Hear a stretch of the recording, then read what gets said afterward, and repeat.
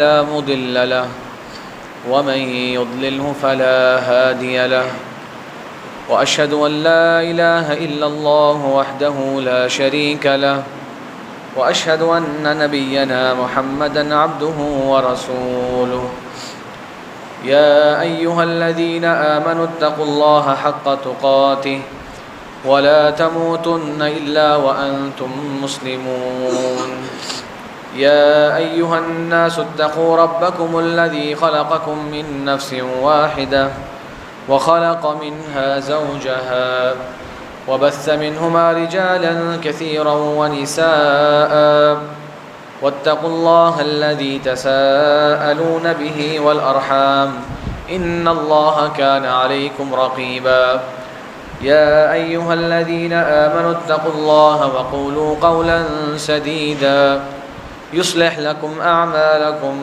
ويغفر لكم ذنوبكم ومن يطع الله ورسوله فقد فاز فوزا عظيما أما بعد فإن خير الحديث كتاب الله وخير الهدي هدي محمد صلى الله عليه وسلم وشر الأمور محدثاتها فإن كل محدثة بدعة وكل بدعة ضلالة وكل ضلالة في النار اللهم صل على محمد وعلى آل محمد كما صليت على إبراهيم وعلى آل إبراهيم إنك حميد مجيد اللهم بارك على محمد وعلى آل محمد كما باركت على إبراهيم وعلى آل إبراهيم إنك حميد مجيد أعوذ بالله من الشيطان الرجيم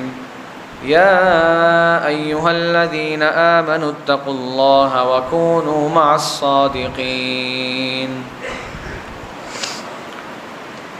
اللہ تبارک و تعالیٰ کی حمد و ثنا اور نبی اکرم صلی اللہ علیہ وسلم پر درود بھیجنے کے بعد محترم حضرات، دنیا میں جب انسان کسی سے سفر کے موقع پر گفتگو کرتا ہے، کسی لمبے سفر پر جا رہا ہو، اپنے گھر والوں سے جانے سے پہلے جو بات چیت کرتا ہے، اور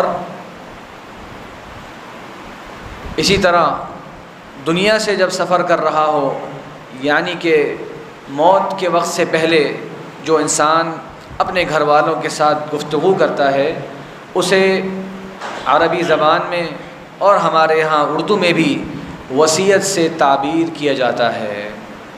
وصیت اس بات کو کہتے ہیں کہ جو انسان اپنی زندگی کا حاصل، اپنی زندگی کا نچوڑ اپنے گھر والوں کے سامنے رکھتا ہے، کسی لمبے سفر پر جا رہا ہے تو کہتا ہے یہ میری باتیں غور سے سننا، دھیان سے سننا، میں اس بات کی تمہیں تاکید کر کے جا رہا ہوں۔ اسی طرح اپنے کچھ مالی معاملات اور دنیا کے دیگر معاملات کے بارے میں آگاہی دینے کے لیے اپنے گھر والوں کو جو بات بتلاتا ہے یا موت سے پہلے بتلاتا ہے، اسے وصیت سے تعبیر کیا جاتا ہے۔ اور وصیت ہمارے معاشرے میں انتہائی اہمیت کی حامل ہوتی ہے۔ آپ نے دیکھا ہوگا کہ اکثر حضرات بہت سی خواہشات مرنے والے کی شاید خواہشات ہی رہ جائیں، لیکن وصیت کو پورا کرنے کی بہرحال گھر والے اپنے تئیں کوشش کرتے ہیں۔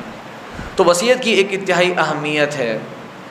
اب اللہ رب العزت نے قرآن مجید میں مسلمانوں کو بہت سے احکامات دیے، جس میں اللہ تعالیٰ نے انہیں یا ایھا الذین آمنوا، اے وہ لوگ جو ایمان لے کر آئے، اس سے یاد فرمایا، اور کچھ مقامات پر فآمنوا باللہ ورسولہ، ڈائریکٹ حکم دے دیا کہ ایسا ایسا کر لو، اور ایک ایسا عمل قرآن مجید نے بیان کیا جسے اللہ رب العزت نے وصیت سے تعبیر کیا، یعنی وہ انتہائی چوٹی کی بات ہے، انتہائی اہم بات ہے، اس کی اتنی ہی تاکید ہے اور اتنی ہی اس کی اہمیت ہے جتنی تمہارے درمیان ایک وصیت کی اہمیت ہوتی ہے۔ اور وہ کس بات کی ہے؟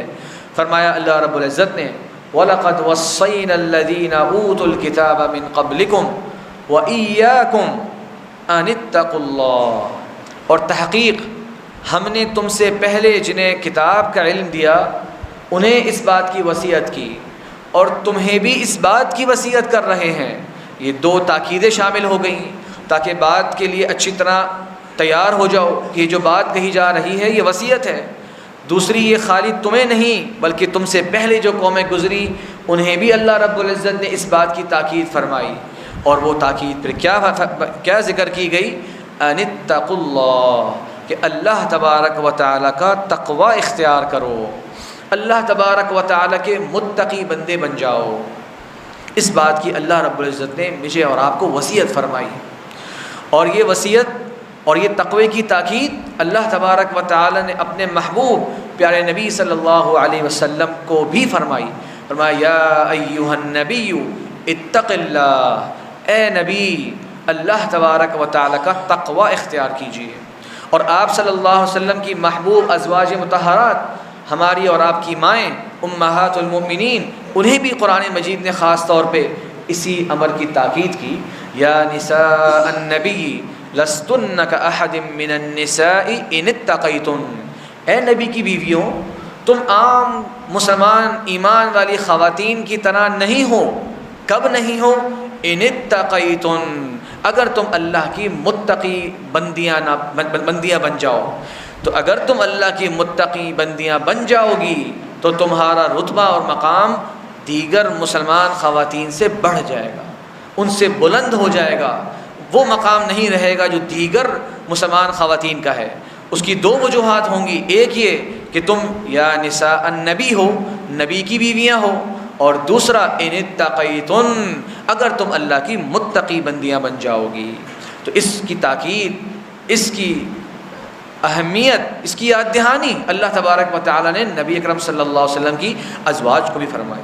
بلکہ یہی نہیں حضرات، پچھلے انبیاء کرام کے واقعات آپ سنتے رہتے ہیں، قرآن میں پڑھتے رہتے ہیں، قرآن میں صورتیں ہیں انبیاء کرام کے ناموں کی، سورہ ابراہیم، سورہ ہود، اسی طرح دیگر انبیاء کرام، سورہ یوسف، سورہ یونس۔ اللہ تعالیٰ نے پچھلے انبیاء کرام کی زندگیوں کے واقعات بہت زیادہ تفصیل کے ساتھ قرآن مجید نے بیان نہیں کیے، ماں سوائے حضرت موسیٰ علیہ السلام کے واقعات کے اور حضرت یوسف علیہ السلام کے اور تھوڑے بہت حضرت ابراہیم علیہ السلام کے۔ اس کے علاوہ دیگر انبیاء کرام کی دعوت مختصر طور پہ قرآن مجید میں ذکر کی گئی۔ لیکن سوچنے کی بات یہ ہے اور توجہ دینے کی بات یہ ہے کہ جو تھوڑی سی دعوت بھی اللہ رب العزت نے ان انبیاء کرام کی ذکر کی کہ وہ اپنی قوموں کو کس بات کی دعوت دیا کرتے، کس طرف بلایا کرتے، تو وہاں توحید کی دعوت سب سے پہلے آتی ہے، اور اس دعوت میں سے تقوی کی طرف دعوت بھی شامل ہوتی ہے۔ فرمایا اذ قال لهم اخوهم شعیب الا تتقون، یاد کیجئے کہ جب شعیب علیہ السلام نے اپنی قوم کو کہا الا تتقون، کیوں نہیں تم متقی بندے بن جاتے، کیوں نہیں تم تقوی اختیار کر لیتے، کیوں نہیں تم زندگی کو اللہ تبارک و تعالیٰ کی تقوی کے ساتھ گزارتے۔ اذ قال لهم اخوهم نوح الا تتقون، اذ قال لهم اخوهم ہود الا تتقون۔ نیز اللہ تبارک و تعالیٰ نے کئی سارے انبیاء کرام کی اس خوبصورت دعوت کو بار بار ذکر فرمایا کہ وہ اپنی قوموں کو اس بات کی تاکید کیا کرتے۔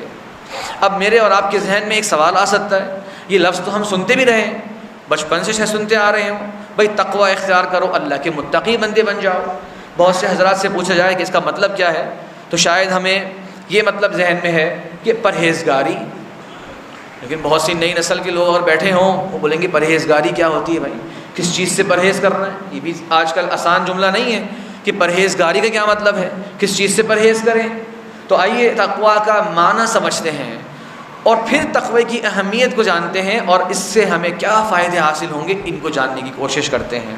تو تقوی کا معنی سمجھنے کے لیے اس کی دو بہت آسان سی ڈیفینیشنز، بہت آسان سی تعریفات ہمارے سلف صالحین بیان کر گئے ہیں۔ سب سے پہلی تعریف طلق بن حبیب رحمہ اللہ کی ہے، یہ تابعین میں سے ہیں اور علی رضی اللہ عنہ کے قریبی ساتھیوں میں سے تھے۔ ان سے کسی نے سوال کیا مت تقوی، جو شاید میرے اور آپ کے ذہن میں بھی اس تقوی کی اہمیت پہ جو گفتگو تمہید میں نے باندھی شاید ذہن میں آیا ہو، بھئی تقوی ہے کیا جس کی اللہ تعالیٰ نے اتنی تاکید فرمائی، جس کی اپنے نیک انبیاء کرام کو تاکید فرمائی، آخر تقوی کسے کہتے ہیں؟ تو طلق بن حبیب رحمہ اللہ سے جب سوال ہوا کہ تقوی کسے کہتے ہیں تو انہوں نے فرمایا ان تعمل بطاعت اللہ، کہ تم اللہ تبارک و تعالیٰ کی اطاعت والے اعمال انجام دو، اللہ کی اطاعت میں لگ جاؤ، علی نور من اللہ، اللہ تبارک و تعالیٰ کی توفیق کے ساتھ، کہ نیکی کی توفیق اللہ تعالیٰ اگر نہ دے تو انسان کی ذہانت، اس کی مہارت، اس کی قابلیت یہ اسے نیکی کی طرف مائل نہیں کر سکتی۔ اس کی تو بہت ساری مثالیں ہیں، آپ حضرات خود مشاہدہ کر سکتے ہیں، کتنے بڑے بڑے ذہین، کتنے بڑے بڑے سمجھدار، کتنے بڑے بڑے دنیا میں اونچے رتبے حاصل کرنے والے نیکی کی توفیق سے محروم ہیں۔ تو کہتے ہیں کہ اللہ کی اطاعت کے اعمال انجام دو، جس بات کا حکم دیا گیا اس کو کر لو اللہ کی توفیق کے ساتھ۔ کیوں کرو؟ تاکہ لوگ خوش ہو جائیں، تاکہ آس پاس کے لوگ بڑی تعریفیں کرنا شروع کر دیں، تاکہ تمہارا ایک تاثر لوگوں میں یہ بن جائے بڑا نیک آدمی ہے بھائی، بڑا قابل اعتماد آدمی ہے۔ نہیں، لوگوں کی خوشی نہیں، بلکہ ترجو ثواب اللہ، اللہ کی طرف سے جو نیکی کے اعمال کرنے پر ثواب کے وعدے ہیں، جنتوں کے وعدے ہیں، اللہ کی طرف سے باغات کے وعدے ہیں، اس کی طرف تمہاری نظر جا رہی ہو، ان نیکیوں کرتے ہوئے اللہ کے اجر کی امید تمہارے اور دل میں ہو۔ یہ ایک حصہ ان کی تعریف کا۔ اگلی بات کہتے ہیں وَأَن تَتْرُكَ مَعْصِيَةَ اللَّهِ، اور اللہ کے بندے جو نافرمانی والے کام ہیں، اللہ تعالیٰ کی نافرمانیوں والے کام، ان کو چھوڑ دو۔ جن کاموں سے اللہ تعالیٰ ناراض ہوتا ہے انہیں چھوڑ دو، جو گناہ والے امور ہیں ان سے بچ جاؤ۔ علی نور من اللہ، گناہوں سے بچنا بھی اللہ کی توفیق اور اللہ کے نور کے بغیر ممکن نہیں۔ اللہ تعالیٰ کی توفیق شامل نہ ہو، انسان شبہات میں پڑ جاتا ہے۔ شبہات تو وہ ہوتے ہیں جس میں حق اور باطل کہیں کہیں سمجھ نہیں بھی آ رہا ہو، لیکن کچھ حضرات دھڑلے کے ساتھ گناہ کے اعمال انجام دے رہے ہوتے ہیں اور کہتے ہیں بھائی اس کے بغیر گزارا نہیں ہے، اس کے بغیر کام نہیں چلتا آج کل، یا یوں کہتے ہیں اللہ تعالیٰ معاف کرنے والا ہے، اللہ تعالیٰ غفور رحیم۔ تو گناہوں سے بچنے کے لیے بھی اللہ کی خاص انعام اور خاص توفیق ملنا ضروری ہے۔ اور کیوں بچو گناہوں سے؟ اس میں تو لذت بھی نظر آتی ہے، اس میں تو دنیا کے بڑے فائدے بھی نظر آتے ہیں، اس میں تو شاید لوگوں میں بڑا نام بن جائے، اس میں تو شاید معاشرے کے اندر تمہارا اسٹیٹس اونچا ہو جائے۔ کیوں بچ رہے ہو گناہوں سے؟ تخشى عقاب اللہ، اللہ کی پکڑ کے خوف سے کہ یہ زندگی تو 2 لمحوں میں ختم ہو جائے گی۔ ابھی انسان باہر گیا، کوئی حادثے کا شکار ہو گیا، اس کی زندگی ختم۔ ابھی حالیہ دنوں میں بارشیں ہوئیں، آپ کے سامنے ہیں، کتنے سارے لوگ، کسے معلوم تھا کہ اس بارش کے اندر اس کی جان چلی جائے گی، لیکن ہو جاتے ہیں واقعات، ہر بار ہم دیکھتے ہیں۔ تو یہ سب گناہوں کی زندگی سے بچو۔ کیوں؟ تخشى عقاب اللہ، اللہ کی پکڑ سے ڈرتے ہوئے۔ تو یہ طلق بن حبیب رحمہ اللہ نے تقوی کی ایک وضاحت کی، جسے اگر ہم 2 لفظ میں سمجھنا چاہیں تو وہ یہ ہے کہ نیکی کے کاموں میں لگ جاؤ اور گناہوں سے دور ہو جاؤ، یہ ہے تقوی۔ یہ چاہتا ہے اللہ تبارک و تعالیٰ اپنے بندوں سے۔ ایک اور تعریف سمجھتے ہیں، حضرت ابو ہریرہ رضی اللہ عنہ، راوی اسلام، فقیہ امت، نبی اکرم صلی اللہ علیہ وسلم کے مقرب ترین ساتھیوں میں سے جو تھے، ان کی بصیرت کیا کہتی ہے تقوی کے بارے میں؟ ایک خوبصورت مثال کے ذریعے انہوں نے تقوی کا مفہوم سمجھا دیا۔ تقوی کے بارے میں سوال ہوا، اور اسی طرح کی بات عمر بن خطاب رضی اللہ عنہ سے بھی مروی ہے۔ کیا کہتے ہیں؟ سوال ہوا کہ اے صحابی رسول، تقوی کیسے کہتے ہیں؟ وہی سوال انہوں نے ثواب کا جواب دیا ایک مثال کے ذریعے، جو سمجھنا آج کل بھی لوگوں کے لیے آسان ہوتا ہے۔ فرمایا ارأیت طریقا ذات شوک، کیا تم نے کوئی راستہ ایسا دیکھا ہے، کوئی سڑک ایسی دیکھی ہے جس میں کانٹے پڑے ہوئے ہوں؟ سائل نے کہا جی یقیناً، ہم سب نے دیکھا ہوا ہے، آپ سب نے بھی دیکھا ہوا ہے ایسے بہت سے راستے میں کانٹے پڑے ہوئے ہیں، راستے میں بہت گہرے کھڈے پڑے ہوئے ہیں، چلے یہ سمجھ لیجئے۔ تو کہنے لگے کیا کرتے ہو پھر تم اگر تمہیں اس طرح کے راستے سے گزرنا پڑ جائے؟ تو سوال کرنے والے نے جواب دیا کہ اے صحابی رسول، میں بہت بچا کر وہاں سے گزرتا ہوں، اپنے کپڑے بچاؤں گا، اپنے جسم کو بچاؤں گا کہ کہیں یہ کانٹے مجھے نہ لگ جائیں اور مجھے نقصان نہ ہو جائے، تو اس طرح بچا کر میں اس راستے سے نکل جاؤں گا۔ اب ابو ہریرہ رضی اللہ عنہ فرمایا کذاک التقوی، یہی تقوی ہے کہ زندگی جب گزارو گے تو اس میں تمہارے سامنے کانٹے ہیں۔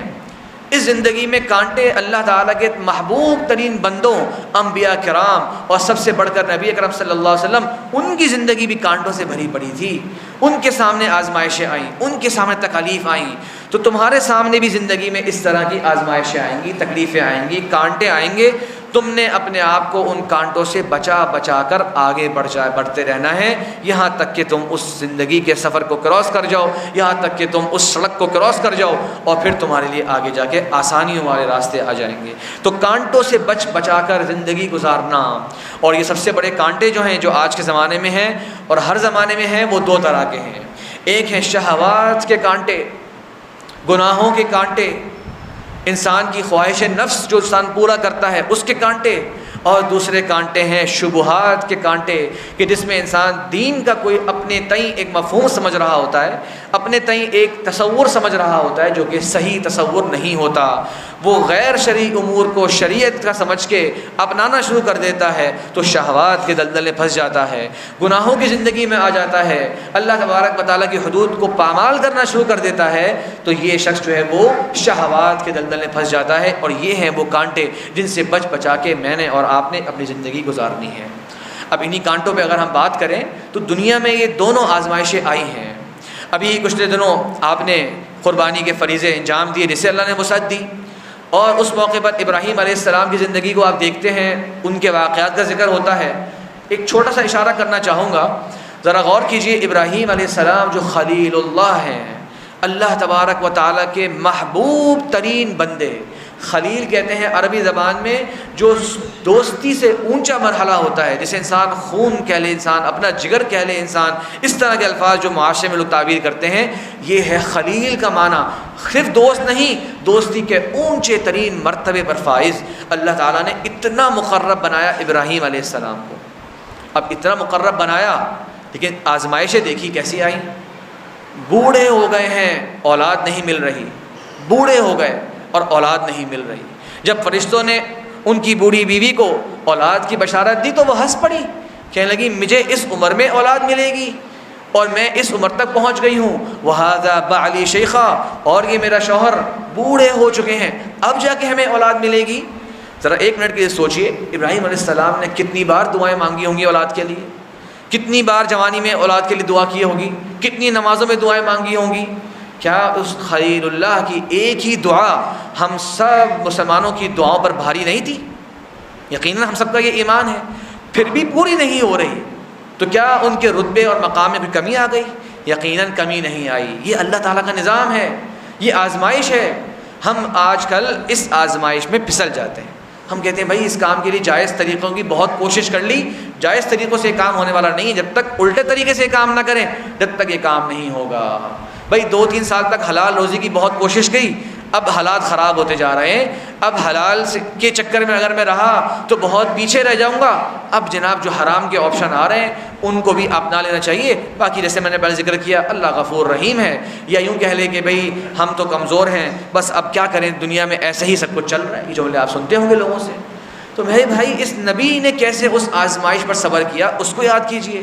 کس کس خوبصورتی سے دعائیں مانگی ہوں گی اللہ رب العزت سے. لیکن اس کا وقت یہ اللہ تعالیٰ کو پتہ ہے کب لکھا ہوا ہے اس آزمائش کے اٹھنے کا وقت. تو آپ کے اوپر بھی آزمائش آ سکتی ہے، تکلیفوں کی، پریشانیوں کی، بیماریوں کی، رزق میں تنگی کی، رشتوں کے مسائل کی. اس سب میں بھی صبر کرنا ہے اور شرعی طریقے ہی اپنانے ہیں جس طرح انبیاء کرام کی سنت رہی ہے. اب دیکھیے اس نبی کو بڑھاپے میں جا کے اللہ تعالیٰ نے اولاد کی بشارت دی. اس کے بعد فلسطین میں موجود ہیں اور بیٹے اور بیوی کو حکم ہوا کہ انہیں جا کر ایک ایسی جگہ چھوڑ دو جہاں پر صرف صحرا ہے، جہاں پر کوئی کھانے کی چیز نہیں، کوئی پینے کی چیز نہیں. کیا یہ آسان بات ہے؟ آج کے زمانے میں کوئی اپنی بیوی سے اس طرح کی بات کہہ کے بھی دیکھ لے، وہ کہیں گے بھائی جا کے علاج کراؤ، آپ جا کے کام کریں گے، ہمیں کیا فکر ہے کام کرنے کی، آپ کو حکم ہوا ہوگا. اور وہ بھی ان کے نبی کی زوجہ اور نبی کے بیٹے ہر بات میں سمعا و طاعہ کرتے ہوئے وہاں جا کر آباد ہوئے. اس آزمائش کے پیچھے دیکھیں کیا ملا. آج تک ابھی پچھلے دنوں حج ہوا، تمام مسلمان جو وہاں جاتے ہیں وہ اس مبارک جگہ پہ دوڑتے ہیں. جب تک نہیں دوڑیں، سعی نہ کریں، جب تک ان کا حج پورا ہی نہیں ہوتا. اللہ نے اس سنت کو ہمیشہ کی جاری کر دیا. وہ آزمائش کے وقت کیے ہوئے چھوٹے سے اعمال بی بی ہاجرہ کے پوری امت کے لیے نمونہ بن گئے. اس کے بعد وہ جو پانی کس طرح سے مشقت سے نکلا وہاں پر، وہ پوری امت کے لیے اللہ تعالیٰ نے آج تک جاری و ساری فرما دیا. پھر ابراہیم علیہ السلام اپنے بچوں سے ملنے کے لیے بہت دور سے آتے ہیں۔ فلسطین سے مکہ آج کے زمانے میں یہ 1000 کلومیٹر کا سفر ہے، 1000 کلومیٹر، یہاں سے آپ لاہور پہنچ جائیں، اتنا دور کا سفر، وہاں سے چل کے آتے ہیں، مشقتوں میں صحرا کراس کرتے ہوئے آتے ہیں، کس عمل کو کرنے کے لیے؟ وہاں خواب دیکھتے ہیں کہ اللہ